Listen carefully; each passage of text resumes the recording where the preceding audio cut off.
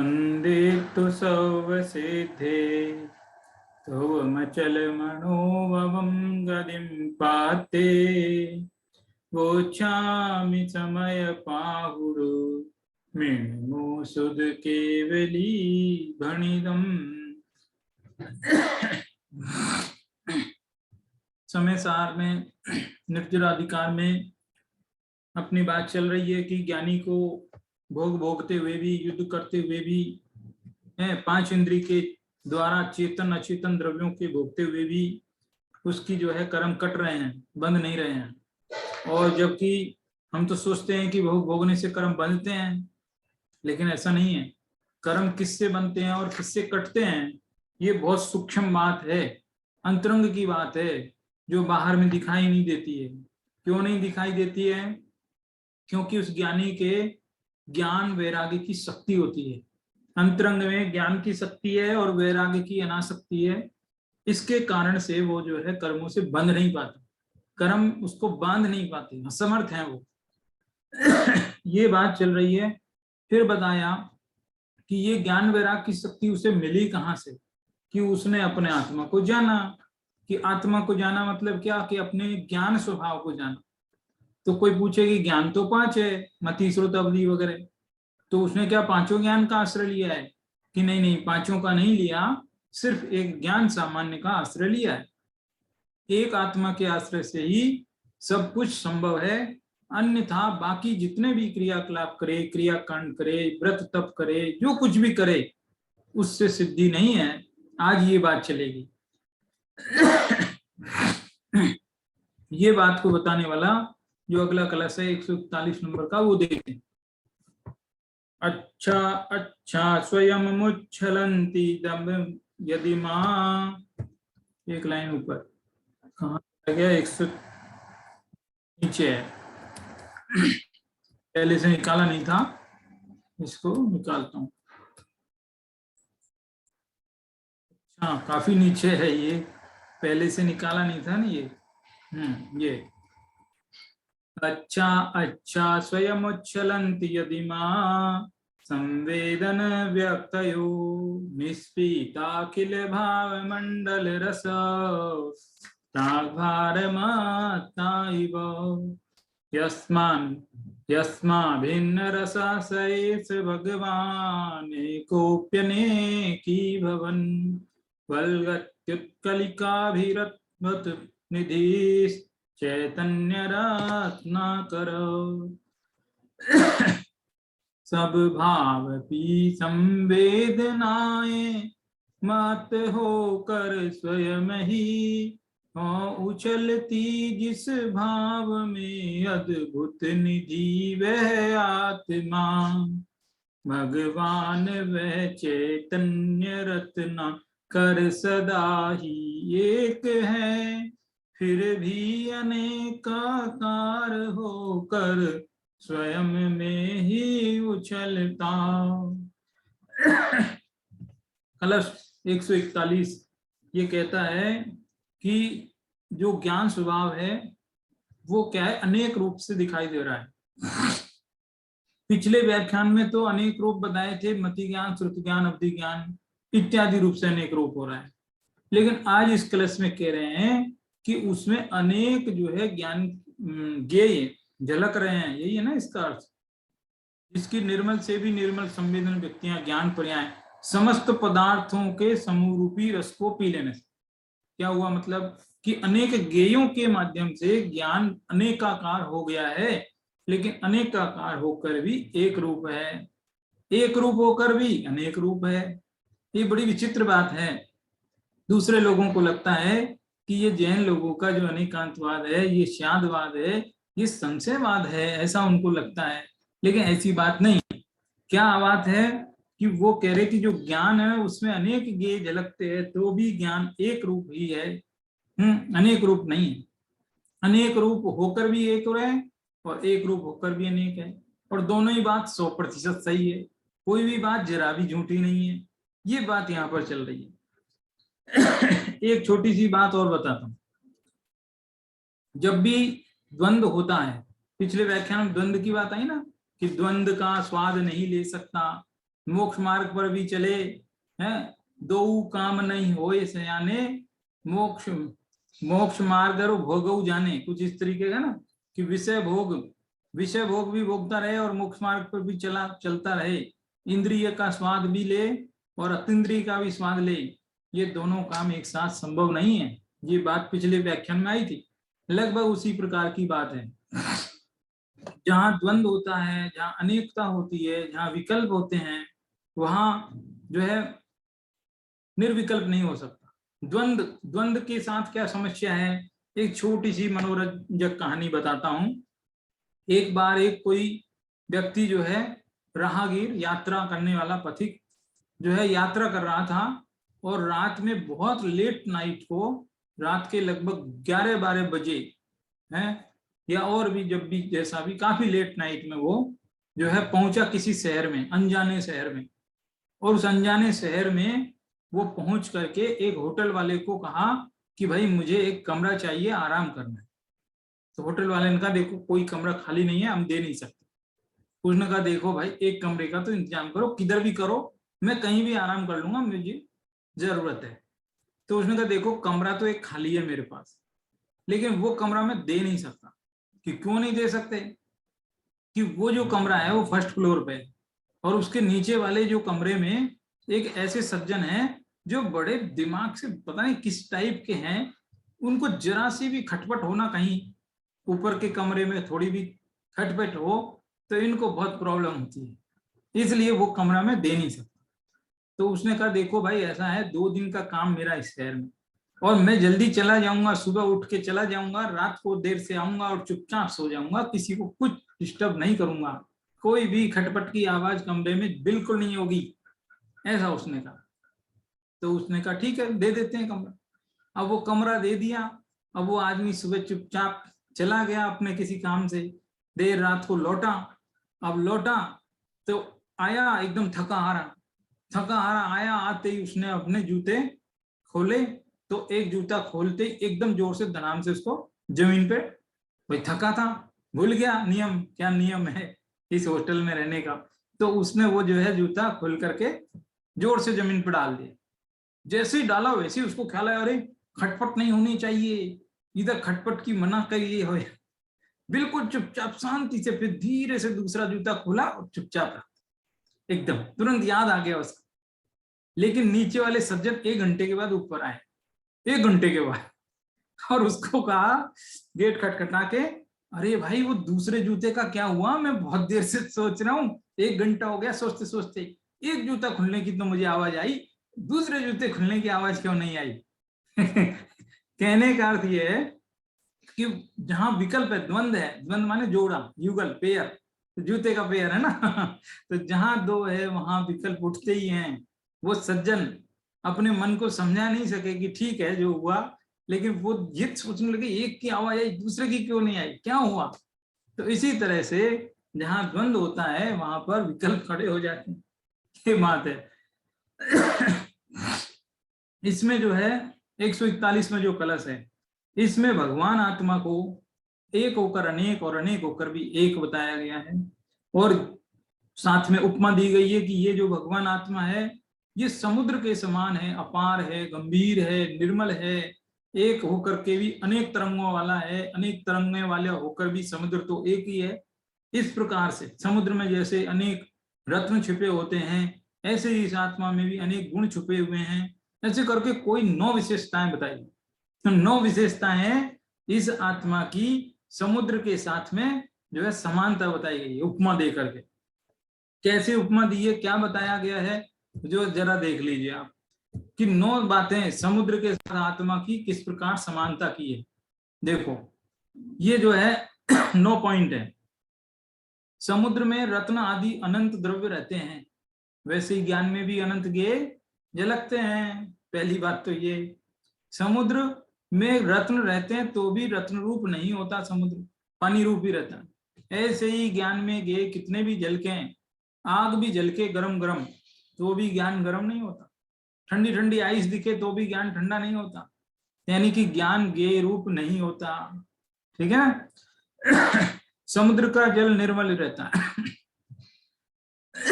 वैसे ज्ञान भी निर्मल बना रहता है। समुद्र सदा परिपूर्ण रहता है, वैसे ही ज्ञान भी पूर्ण रहता है। ज्ञान में कोई कमजोरी नहीं आ जाती या ज्ञान टूट फूट नहीं जाता है, ज्ञान सदा अखंड बना रहता है। समुद्र में लहरें उठती है, ऐसे ही ज्ञान में भी मति श्रुत आदि की तरंगें उठती है। कैसे उठती है कि मान लो हम देव या नरक गति में चले जाएं तो अवधि ज्ञान की तरंग उठने लगेगी। तो ये तो गटरत बढ़त चलती रहती है। समुद्र महान होता है, बहुत बड़ा होता है, ऐसे ही ज्ञान भी बहुत महान है। उसकी जो है शक्ति अपार है, महिमा अपरंपार है। ज्ञान इस लोक के बाहर तो जा ही नहीं सकता, तो भी लोक के बाहर की वस्तुओं को अपना विषय बना लेता है। ये उसकी अपार महिमा है। समुद्र अपार, ज्ञान भी अपार। समुद्र का जल निराधार, वैसे ही ज्ञान भी निराधार। ज्ञान को रहने के लिए अन्य कोई स्थान की आवश्यकता नहीं, वो स्वयं अपने में रहता है। है ना। समुद्र स्वरूप की अपेक्षा एक है, तरंगों की अपेक्षा अनेक है। ऐसे ही ज्ञान भी ज्ञायक की अपेक्षा से देखेंगे तो एक है, ज्ञेयों की अपेक्षा देखेंगे तो अनेक रूप है। तो ये 9 विशेषताएं इस 141 नंबर के कलश में संक्षेप में एक ही पावर पॉइंट स्लाइड में ही सारी चीजें एक साथ रख दी। पूरा कलश ही हो गया एक प्रकार से, बचा ही नहीं देखा जाए तो। इस तरह से इसमें ये बात आई। क्या बात आई? सब भाव पी संवेदनाएं मत होकर स्वयं ही, नो उछलती जिस भाव में अद्भुत निधि वह आत्मा। भगवान वह चैतन्य रत्ना कर सदा ही एक है, फिर भी अनेकाकार होकर स्वयं में ही उछलता। कितने भी गए उसमें जल के तो भी वो चेतन रत्नाकर एक है। रत्नाकर माने समुद्र, चैतन्य रूपी समुद्र एक है। कितने भी अनेक रूप हो जाए तो भी वो स्वयं में ही रहता है, निराधार है, अपार है, निर्मल है, परिपूर्ण है। कितनी सारी विशेषताएं इसमें बताई है। इस तरह से ये 141वां कलश ये कहता है कि जो है ज्ञान ज्ञेय रूप नहीं होता और ज्ञेय ज्ञान रूप नहीं होता। यहाँ कोई प्रश्न करे कि ये जब ज्ञान एक सामान्य रूप से ही है, ज्ञान तो सामान्य है ना, पिछली गाथा में भी यही प्रकरण था। तो जब सामान्य एक ही है तो उसको 5 वेद किए ही क्यों कंफ्यूज किया हमको? तो उसका उत्तर है ये जो 5 वेद हैं वो उस ज्ञान सामान्य के नहीं, उसकी पर्याय के हैं। ये उसकी 5 पर्याय हैं, विरुद्ध नहीं है। कोई भी ज्ञान सामान्य से विरुद्ध थोड़ी, अज्ञान थोड़ी, ज्ञान ही तो है। इसलिए विरुद्ध कुछ भी नहीं है, वस्तु का ऐसा ही सहज है। पर्याय मात्र विचार करने पर मति आदि 5 भेद हैं और वस्तु मात्र विचारने पर ज्ञान मात्र है। विकल्प जितने हैं उतने समस्त झूठे हैं, क्योंकि कोई विकल्प कोई वस्तु नहीं है, वस्तु तो ज्ञान मात्र है। ऐसी बात है, सीधी सीधी सी बात है। अब इस कलश को बनारसी दास जी अपने शब्दों में क्या कहते हैं वो देखिए। जाके और अंतर ये दिखा दूं यहाँ पे, तो इसको कलश को सामने रखते हैं तो थोड़ा ठीक रहता है। देखो ये कहाँ गया, आगे आए। हाँ ये देखो, जाके उर अंतर निरंतर अनंत दर्व भाव भासी रहे पे सुभाव नटर तू है। निर्मल को निर्मल सुजीवन प्रगट जाके घट में अघट रस कौतुक कर तू है।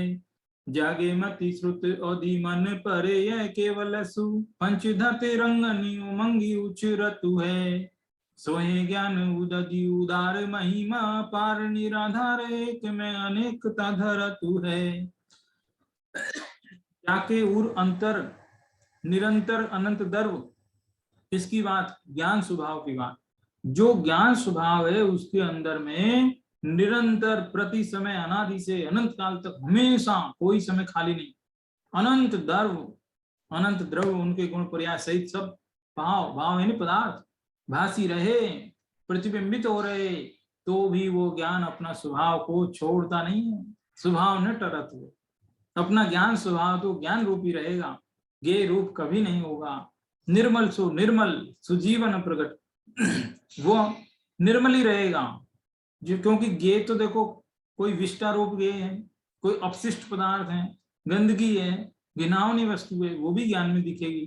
केवल ज्ञान में तो दिखती ही है, कहाँ बचेंगे बताओ? कोई चीज बच सकती है? सब दिखती है। तो भी वो ज्ञान कैसा है? निर्मल ही है, निर्मल ही है। और उस ज्ञान स्वभाव का जिसने आश्रय लिया, जिसने उसका अनुभव किया, उसके घट में अघट रस, अघट रस यानी अतीन्द्रिय आनंद, अतीन्द्रिय आनंद उसके अंदर में कौतुक करत हुए यानी उछलता है, अतीन्द्रिय आनंद उछलता है।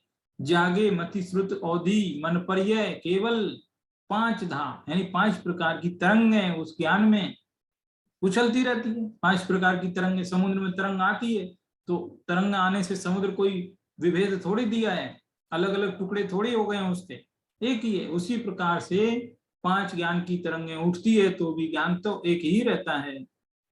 सोहे ज्ञान उदधि, उदधि माने समुद्र। ये जो ज्ञान रूपी समुद्र है ये कैसा है कि उदार है, महिमा जिसकी अपार है, निराधार है, अपने स्वरूप में ही रहता है, एक है, और फिर भी अनेकता वाला है, अनेक होकर भी एक वाला है। ये अर्थ है इसका, है ना। जो कि अभी स्लाइड दिखाई थी उसमें सारे पॉइंट कवर हो गए थे, सारी बातें आ गई थी, इसलिए इस पे कोई ज्यादा चर्चा की बात नहीं है। फिर भी गुरुदेव कांजी स्वामी के शब्दों में जो थोड़ी बहुत बात है उसको जरा पढ़ लेते हैं। देखो, जो केवल ज्ञान की जो बात है, ऐसा जो ज्ञान है उसका कितनी सामर्थ्य है, ये कांजी स्वामी के शब्दों में देखिए, पेज नंबर 206 पर। देखो, यहाँ कहते हैं कि निर्मल ज्ञान की पर्याय समस्त पदार्थों के समूह रूपी रस को पी बैठे, तथा उस रस की अक्षयता से मानो वह मत तो हो गई है। यानी कि श्रुत ज्ञान की पर्याय भी 3 काल 3 लोक को जानती है और उससे अपने में मस्त हो जाती है। ऐसी तो आत्मा के क्षयोपम ज्ञान की सामर्थ्य है। ज्ञान स्वभाव की सामर्थ्य की बात तो कुछ और ही है। यानी जो श्रुत ज्ञान है वो श्रुत ज्ञान की भी सामर्थ्य बहुत ज्यादा है। 11 अंग 14 पूर्व, है ना, उन सब जान लेता है, द्वादशांग जिनवाणी को जान लेता है, इतनी सामर्थ्य है उसकी। पर अज्ञानी को उसकी खबर नहीं, वो दया दान आदि में ही अटक गया है। ये कितना महत्वपूर्ण बात है। आहा, जिसे एक पैराग्राफ छोड़ के आगे पढ़ो। आहा, जिसे अपने सर्वज्ञ स्वभाव का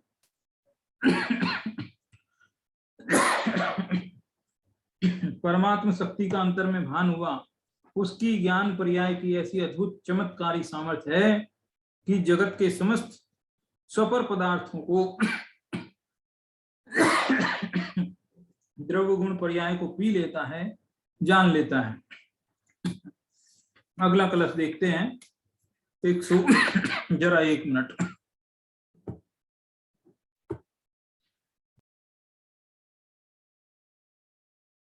हाँ, 142वां कलश अब शुरू करेंगे। ठीक है, तो अभी 142वां कलश निकालता हूं पहले आपके लिए। सामने कलश रहेगा तो ठीक रहेगा। देखो, 142वां कलश यहाँ पर ये क्लेश्यन्तां स्वयमेव दुष्करतरै मोक्षो न मुखै कर्मभिः क्लेश्यन्तां च परे महाव्रत तपो भारेण भग्नाश्चिरम् साक्षान्मोक्ष इदं निरामय पदम् संवेद्यमानं स्वयं ज्ञानं ज्ञानगुणं विना कथमपि प्राप्तुं क्षमन्ते नहीं। पंचाग्नि तप या महाव्रत कुछ भी करो सिद्धि नहीं, जाने बिना निज आत्मा जिनवर कहें सब व्यर्थ हैं। कैसी पंक्ति है, बहुत ध्यान से सुनी। पंचाग्नि तप या महाव्रत कुछ भी करो सिद्धि नहीं, जाने बिना निज आत्मा जिनवर कहें सब व्यर्थ हैं। मोक्षमय जो ज्ञान पद वह ज्ञान से ही प्राप्त हो। निज ज्ञान गुण के बिना उसको कोई पा सकता नहीं। सिद्धि का क्या मार्ग है, ये बात कितने दो टूक शब्दों में, स्पष्ट शब्दों में यहाँ पर कह रहे हैं कि आप चाहे तो पंचाग्नि तप करो। ऊपर के संस्कृत में लिखे हैं ना, क्लिश्चनताम क्लिश्चनताम, क्लेश दो, अपने शरीर को कष्ट दो खूब, है खूब कष्ट पा रहे हो, खूब दुखी हो रहे हो, अपने शरीर को कोड़े मार रहे हो, धर्म नहीं है। दुनिया में कुछ ऐसे भी लोग हैं जो इसमें भी धर्म मानते हैं। तप करने का नाम क्या है, भूखे रहो, है ना। चलो ये तो जैनों की बात, थोड़े और दूसरों की बात कि वो अपने शरीर को कोड़े मारते हैं, तेज धूप में आग जला करके चारों तरफ आग जला के बीचों बीच बैठ जाते हैं, या फिर सर्दी की रात में समुद्र में ठंडे पानी के बीच में नदी में खड़े हो जाते हैं और वो समझते हैं हम धर्म हो रहा है। कह रहे हैं कि आप चाहे जितने अपने शरीर को कष्ट दे लो, लेकिन उससे धर्म नहीं हो सकता। धर्म तो आपको कष्ट देने का काम करता ही नहीं है। धर्म तो सुखी होने का मार्ग बताता है। यदि उसके रास्ते में कठिनाई आ रही है, इसका मतलब कहीं तो गड़बड़ है। कह रहे हैं कि जब आप अपने आत्मा को जानते हैं, उसके बाद यदि तप करते हैं तो तब कष्टदायी नहीं होता है, वो सहज होता है। और आत्मा को तो जाने नहीं और तप करे तो वो तप बहुत कष्ट देता है, बड़ा कठोर लगता है, मुश्किल लगती है। हमारे दिमाग में बचपन से ऐसी बात बिठा दी है, क्या बिठा दी है कि मुनि जीवन बहुत कठोर है, बड़ी तपस्या करनी पड़ती है, केस लॉन्च करने पड़ते हैं, कितना कष्ट होता होगा राम, है जंगल में बैठो, शेर आके खा जाए, अजगर निकल जाए, कितने कष्ट है राम, ऐसा हमें लगता है। मंदिरों में चित्र बनाते हैं, कोई एक मुनिराज खड़े हैं, श्यालनी आई और उनको खाने लगी, ऐसे ऐसे चित्र बने हैं, वो देख कर लगता है ओहो कितना कठिन मार्ग है ये, ओहो कितना कठिन मार्ग है ये। लेकिन वास्तव में देखा जाए तो वो मार्ग कठिन नहीं है, उस मार्ग में कोई कोई उदाहरण ऐसे हैं, लेकिन जो उदाहरण ऐसे है ना उनमें भी घबराने की बात नहीं। बाहर से श्यालनी खा रही है, अंदर में आनंद की हिलोरें आ रही हैं, सिर पर सिगड़ी जल रही है और अंदर आत्मा में कर्म जल रहे हैं।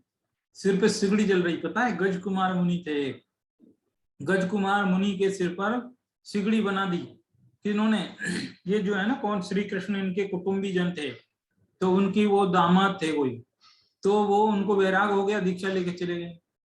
अब वो दीक्षा लेके चले गए तो उनके जो साले साहब हैं ब्रदर-इन-लॉ, उधर से निकले, उनको देखा कि अरे ये आदमी की वजह से आज मेरी बहन मैं कैसी जो है विधवा जैसी जीवन जी रही, मतलब कहने का मतलब छोड़ के चला गया। तो उसको बहुत गुस्सा आया, तो उसके माथे पर चारों तरफ जो है गीली मिट्टी की एक छोटी सी दीवार जैसी बना दी है, बाढ़ बनाते खेत के चारों तरफ ऐसी, और उसके अंदर जो है अंगारे कोयले भर के लकड़ियां वगैरह डाल के और आग लगा दी। बताओ, सिर पे आग लगा दी, पूरी खोपड़ी जो है सीज रही है, खींचड़ी जैसी, खींचड़ी सम सीजती जो है, खोपड़ी इस तरह से जल रही है। सोचो क्या हालत हुई होगी, कल्पना नहीं कर सकते। ऐसे ऐसे बहुत उदाहरण है, अंदर खोपड़ी बाहर खोपड़ी सीज रही है, अंदर कर्म सीज रहे हैं। ऐसे गुरुदास मुनि थे, गुरुदत्त मुनि द्रोणगिरी में गुरुदत्त मुनि थे। तो वहां पर एक किसान ने जो है उनको जो है रुई में कपास में लपेटा, कपास में लपेटा और कपास में आग लगा दी। बताओ, पूरे मुनिराज को चारों ओर से घेर के आग लगा दी, कितने शरीर एकदम दहक उठा, कर्म भी दहक उठे, तत्काल केवल ज्ञान ले लिया, तत्काल केवल ज्ञान ले लिया उसी वक्त, गजब हो गई। ऐसी स्थिति है। कह रहे हैं कि बाहर से पंचाग्नि तप भी तपे, अपन अपनी बात में आते हैं, दूसरी तरफ बात जा रही है। पंचाग्नि तप तपे या महाव्रत धारण करे, दोनों बातें आ गई हैं, जैनों की बात भी आ गई और नॉन जैन की भी बात आ गई है। पंचाग्नि तप तो दूसरे धर्मों की बात हुई, महाव्रत अपने धर्म की बात हुई। महाव्रत भी क्यों ना अंगीकार करे, लेकिन आत्मा ही नहीं जानते हो तो वो महाव्रत क्या है, बिना अंक के शून्य के जैसे। बताओ, ये बात है। हम में से अनेक लोगों ने, हम सब नहीं लगभग, पिछले कई जन्मों में मुनि व्रत लिया, महाव्रत धारण किया, पिछी कमंडलू भी लिए, लेकिन आज क्या वहीं कि वहीं वहीं के वहीं। कहते हैं कि जितने इतनी बार मुनि बने, इतनी बार पिछी कमंडलू लिए कि यदि वो पिछी कमंडलुओं को इकट्ठा करें तो सुमेरु पर्वत जैसा ढेर बन जाए, 1,00,000 योजन जितना। सोचो प्रमाण योजन, वो भी कितना बड़ा ढेर लग जाए। इतनी बार तो हम मुनि बन गए, लेकिन कोई सिद्धि नहीं है। ऐसी बात यहाँ कह रहे हैं, पंचाग्नि तपया महाव्रत, कुछ भी करो सिद्धि नहीं, जाने बिना निज आत्मा, जिन वर कहे सब व्यर्थ। क्या गजब है। एक बार आपने ये तो सुना ही कि पार्श्वनाथ जब कुमार थे, टीन एज में थे, पार्श्वनाथ 23वें तीर्थंकर दीक्षा के पहले राजकुमार, तो हाथी पर बैठ करके जंगल में जाते थे। हाथी थे राजकुमार, तो हाथी के ऊपर बैठ के अपने संगी साथियों के साथ जैसे संडे पिकनिक जाते ना, ऐसे जाते थे। तो वहां जाते जाते उन्होंने रास्ते में देखा कि एक जो है तपस्वी कैसी तपस्या कर रहा है, चारों ओर खूब बड़ी बड़ी लकड़ियां जला के रखी हैं और ऊपर एक रस्सी बांधी, उस रस्सी पे उल्टे लटके हुए हैं, उल्टे लटके हुए हैं, और आग की लपटें एकदम चारों तरफ से घनघोर उठ रही है, पूरा शरीर एकदम लाल लाल हो गया, एकदम भयंकर। ऐसी ऐसी अपने शरीर को विचित्र चेष्टाएं, विचित्र पीड़ाएं दे रहे हैं और उसमें धर्म समझ रहे हैं। लोग बड़े बड़े हवन यज्ञ करते हैं, कितना धुआं उठता है, कितने जीवों की हिंसा होती है, पशु पक्षी तक उसमें जल मरते हैं और उसमें धर्म समझते हैं। क्या क्या नहीं करते, आप कल्पना करो, हजारों उदाहरण मिलेंगे, इतनी सारी बातें मिलेंगी है। किसी धर्म विशेष का नाम तो नहीं लेना चाहिए, लेकिन अपने आप ही समझ जाएंगे आप, लोग क्या क्या नहीं करते, अपने शरीर को लहूलुहान कर लेते हैं तो उस सब में धर्म नहीं है। वो कह रहे हैं यदि आत्मा को नहीं जानते तो धर्म नहीं, आत्मा को जानते हैं तो सब ठीक है, आत्मा नहीं जानते तो कुछ भी ठीक नहीं। सीधी बात यह है। कोई पीले कपड़े पहन लेते हैं, कोई सफेद कपड़े पहन लेते हैं, कोई कुछ भी कर लेते हैं, कोई नग्न भी क्यों ना हो जाए, दिगंबर को भी ले लो, कोई दिक्कत नहीं है, लेकिन आत्मा नहीं जाने तो वो दिगंबरत्व भी ठीक नहीं है, वो दिगंबरत्व को ले जाएगा उल्टा। ऐसी भी स्थिति होती है। अष्टपाउड नाम का जो ग्रंथ है, अष्टपाउड में भाव पाउड है, उसमें आचार्य कुंकुन ने बहुत जबरदस्त ललकार लगाई ऐसे लोगों को जो बिना आत्मा को जाने ही दिगंबरत्व को अपना लेते हैं। उनको जबरदस्त लताड़ लगाई, खूब डांट फटकार लगाई और कहा कि वे श्रमण नहीं, वे त्रियंच है, पशु हैं। जैसे यहाँ कोई कहता है अरे तुम गधे हो, नालायक हो ऐसे कहा कि तुम त्रियंच हो, ऐसा आचार्य कुंकुन ने लताड़ लगाई। ये समय सार पढ़ते समय हमको नहीं लगता कि आचार्य कुंकुन इतना कठोर भाषा में बोल पाएंगे हैं, लेकिन मैं पहले भी कहा कि उनके अलग अलग ग्रंथों में अलग अलग शैली देखने को मिलेगी। यहाँ तो बड़ा मीठा मीठा बोल रहे हैं, वो अच्छी बात कर रहे हैं, वहां पर एकदम कठोर प्रशासक हैं, एडमिनिस्ट्रेटिव आचार्य है ना संघ के, तो वैसी भाषा वहां देखने को मिलती है। तो क्या कह रहे हैं ये कि जाने बिना निज आत्मा, जिन पर कहें सब व्यर्थ हैं, मोक्षमय जो ज्ञान पद व ज्ञान से ही। अच्छा देखो, ऊपर की पंक्ति में तो कहा कि आप कुछ भी करो, कुछ भी करो, कुछ भी करो, धर्म नहीं है। तो प्रश्न होता है क्या करे फिर, वो तो बताओ। गलती निकालना आसान है, लेकिन गलती सुधारना कठिन है। आप ये तो कह दिए कि वो गलत, ये गलत, ये गलत, सही तो बोलो।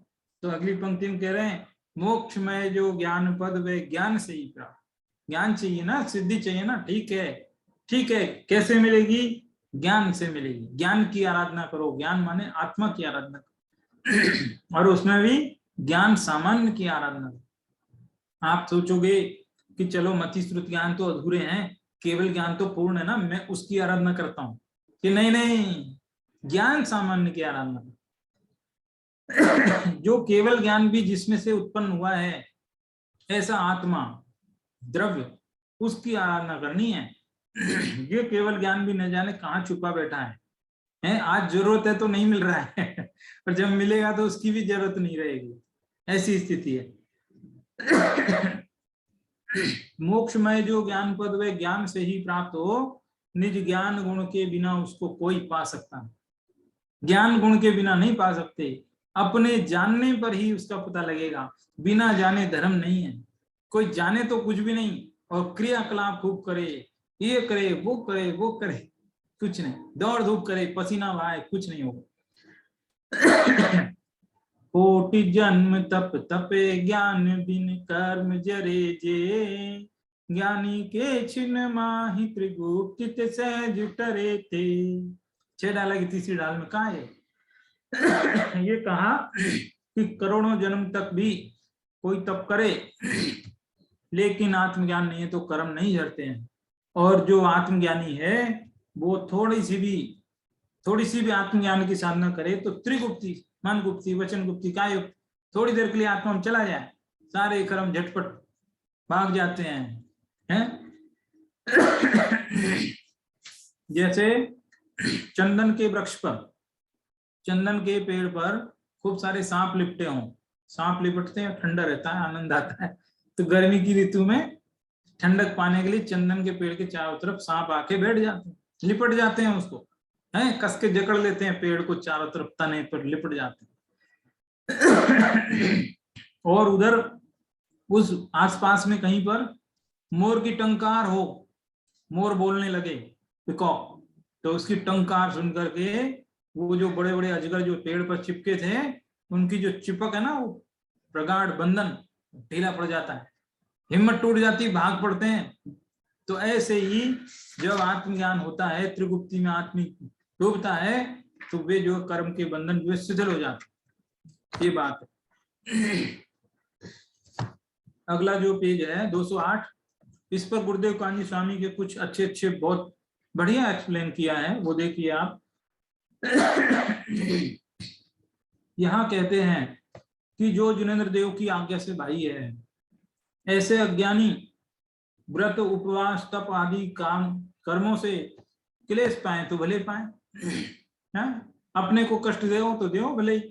तथा जैना भाषी, अब जैनों की बात आ रही, अन्य मत की तो है ही जो है, जैना भाषी जैनों में भी ऐसा, जैन मिथ्या दृष्टि भी महाव्रत आदि का पालन करके क्लेश पाए तो भले पाए, पर आत्मा के यथार्थ ज्ञान बिना उन्हें धर्म प्रकट नहीं होगा।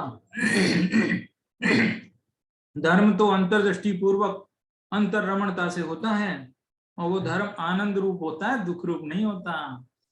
दुख मिल रहा है ना, इसका मतलब प्रॉब्लम है। दुख के प्रसंग बने, संयोग भी बने, तो भी अंतर में दुख होता नहीं है वो, क्योंकि अतीन्द्रिय सुख के सामने सब फीका है, सब फीका है, ऐसा सुख मिलता है, सिद्धों की जाति का सुख है। जिसमें क्लेश हो वो धर्म हो ही नहीं सकता, क्योंकि धर्म तो सुख रूप होता है, आनंदमय होता है, आनंद कारक होता है। क्या बात है। अगली लाइन और देखो, अन्य मती हो या जैन मती, क्या बात है। समय सार में बहुत बार पहले कहा था कि ये समय सार अकेले जैनों का नहीं, दिगंबर सितंबर तो बहुत छोटी बात है, अजैनों के लिए भी, जो भी आत्मा का कल्याण करना चाहे सबके लिए है। कहीं पे नाम आया क्या ये किसके लिए? कोई नहीं, अज्ञानी जीव के लिए। अन्य मती हो या जैन मती हो, आत्मज्ञान व आत्मा की प्रतीति रूप सम्यक दर्शन बिना कितना भी क्लेश सहे उससे धर्म नहीं होता है। ज्ञानानंद स्वरूप भगवान आत्मा का ज्ञान, यानी कि ज्ञान का ज्ञान ही एकाग्रता है, और वह एकाग्रता ही मोक्ष का कारण है। ज्ञान का ज्ञान मतलब ज्ञान माने आत्मा, और उसका ज्ञान माने लीनता, उस आत्मा में ही लीन हो जाना, वो ज्ञान का ज्ञान कहलाता। ज्ञान का ज्ञान तो करो, लेकिन राग का राग मत करो।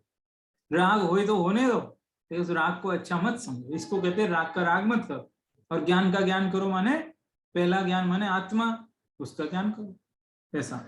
ठीक है, एक पैराग्राफ अगला और देखो, थोड़ा अच्छे पैराग्राफ हैं, छोड़ नहीं सकते ऐसा लग रहा है। ज्ञान स्वभावी आत्मा के सन्मुख होने पर जो ज्ञान होता है या ज्ञान की पर्याय होती है, वही वीतरागी पर्याय है। पर्याय में वीतरागता चाहिए तो अपन मुंह मोड़ लेंगे वस्तुओं से। देखते हैं कि सुंदर स्त्री दिख रही है, विकार होने की संभावना है, मुंह मोड़ लो, कोई इलाज नहीं है। इलाज नहीं है, आंख फोड़ लेना इलाज नहीं है। कैसे होगा वीतरागता? कि आत्म सन्मुख होंगे तो वीतरागता होगी। वस्तुओं से मुंह मोड़ने पर राग द्वेष मिटते नहीं है, आत्म स्वभाव के सन्मुख होने पर राग द्वेष मिटते। हाँ, उस वीतरागी पर्याय से आत्मा को केवल ज्ञान होता है। इसी कारण कहा है कि ज्ञान साक्षात मोक्ष है। एक प्रकार से कहें तो ज्ञान स्वरूप ही भगवान आत्मा मोक्ष स्वरूप ही है। उसमें जो ज्ञान की पर्याय एकाग्र होती है वो भी मोक्ष स्वरूप है।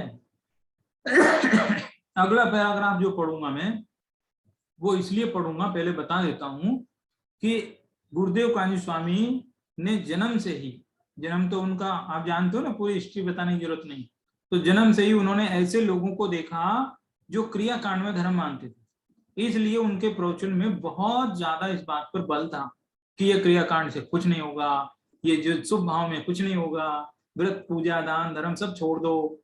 हर प्रवचन में ये बात कॉमन आती। थोड़ा ज्यादा बल हो गया है, ज्यादा हो गया ना बल, इसलिए विवादास्पद हो गया, ये हो गया, लोग आलोचना करने लगे, है ना। लेकिन अगला पैराग्राफ जो पढ़ूंगा ना उससे बात एकदम संतुलन में आ जाएगी। संतुलन के लिए पढ़ रहा हूं वो।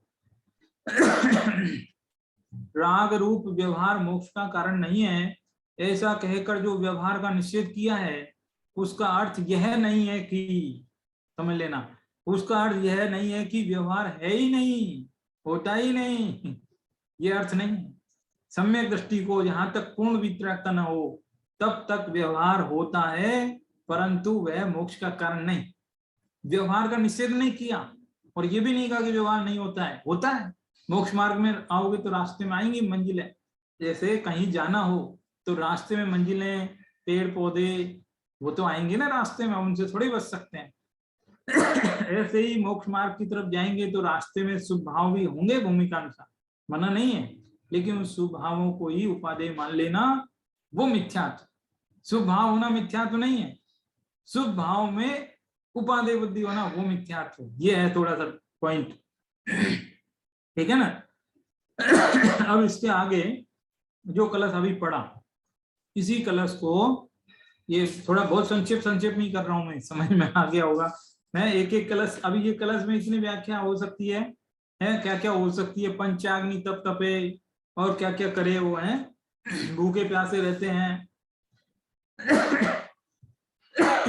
वो सब ले सकते हैं हम। लेकिन अब देखो पंडित बनारसी दास जी के शब्दों में क्या है वो भी पढ़ देते हैं।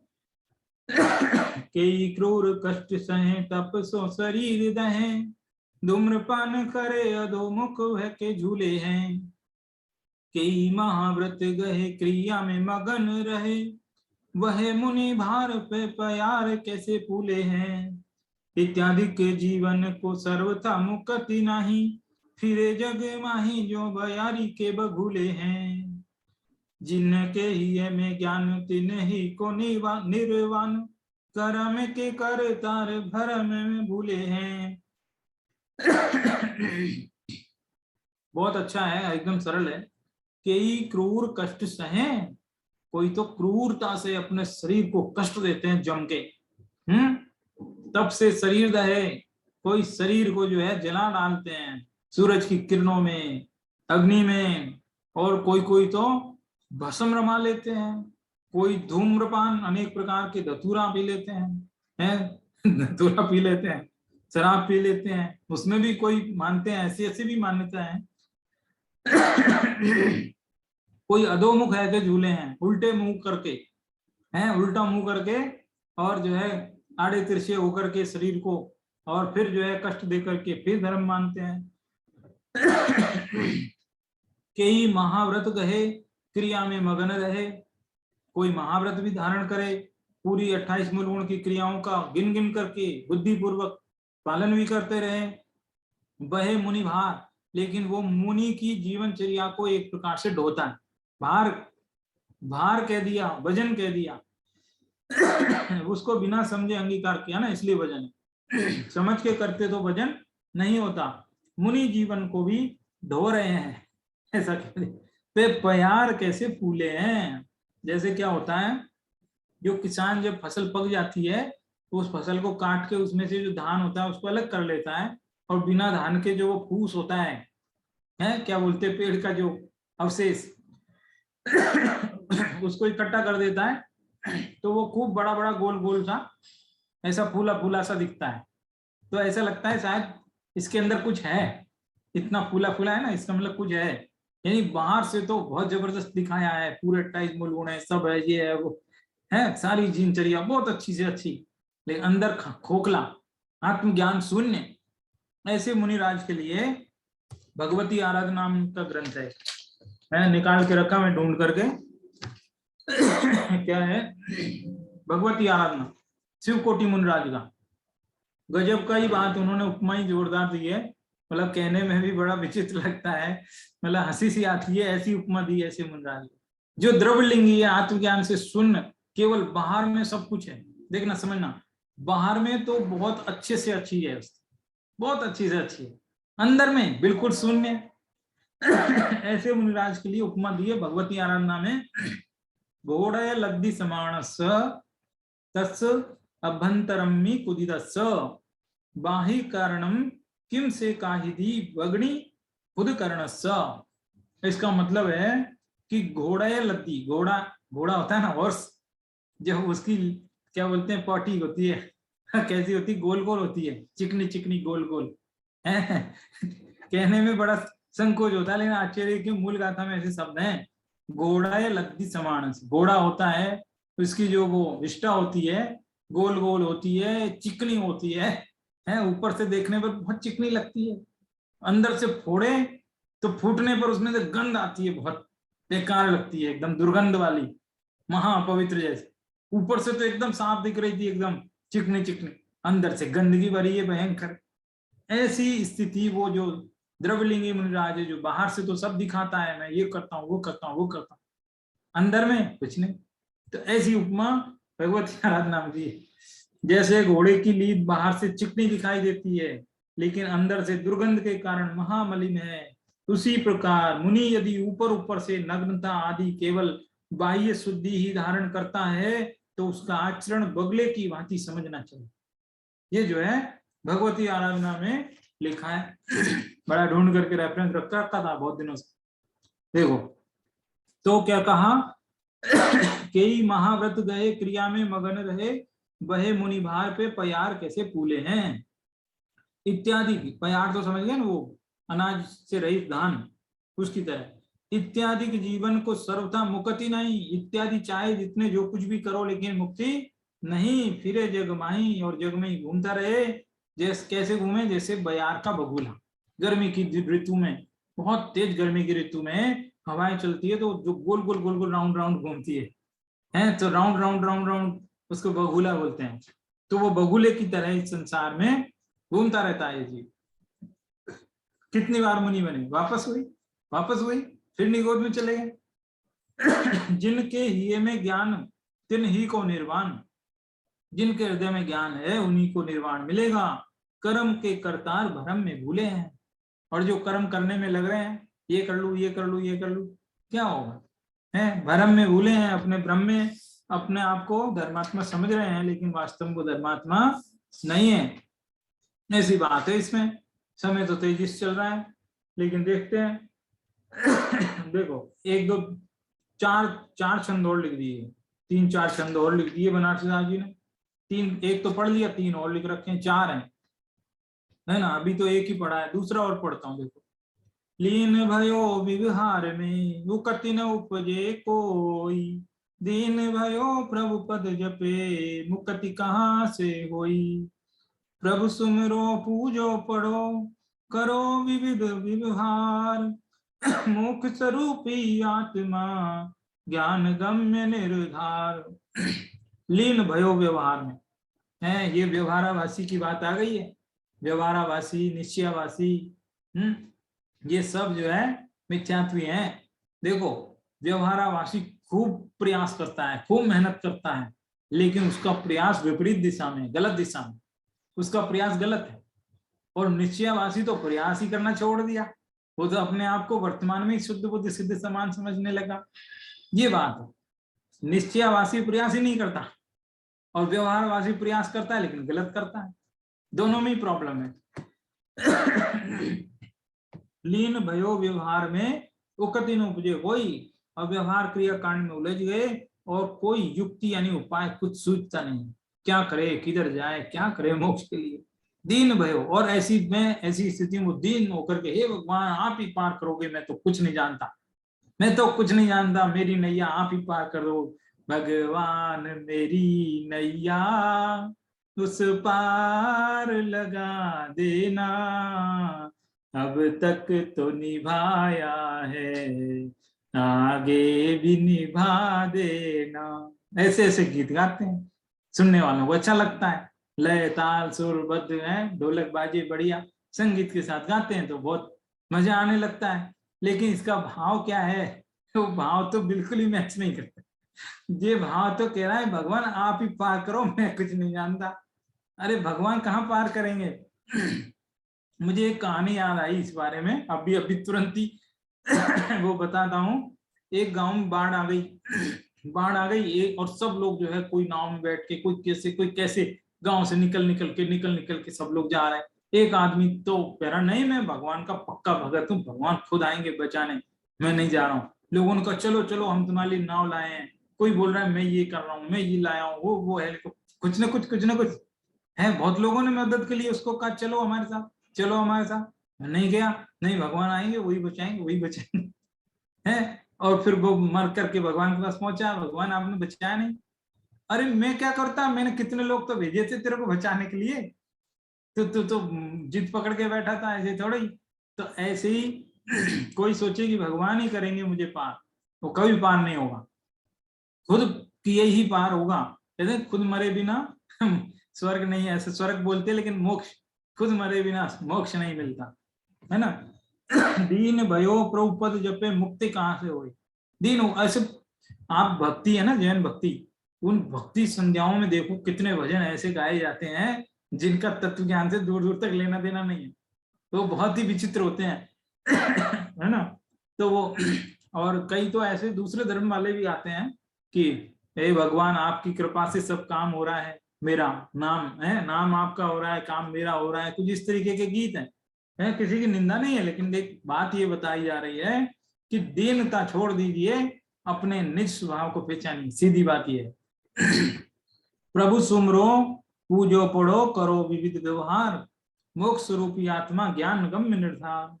क्या गजब बात है कि एक मोक्ष रूपी आत्मा है, वही जो है निर्धार ज्ञान वाला है, उसी के आधार से मुक्ति मिलेगी, और बाकी दीनहीन बनने से मुक्ति नहीं मिलेगी, और भी अन्यथा जितने भी उपाय बनते हैं उनसे भी मुक्ति नहीं मिलेगी।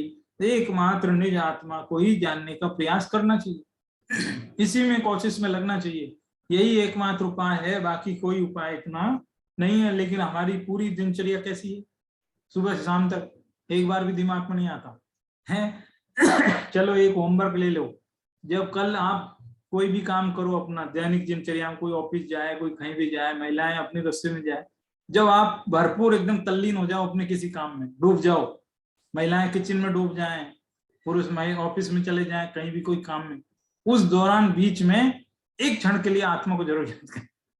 ये करके देखना, बस इतना सही होमवर्क है, बस और कुछ नहीं करना आप, फिर देखना याद आता है कि नहीं आता, बस। ठीक है, चलो आज की बात को यहीं विराम देते हैं, आगे की चर्चा फिर करेंगे। ठीक है, धन्यवाद। जय जिनेंद्र। जय जिनेंद्र। हाँ।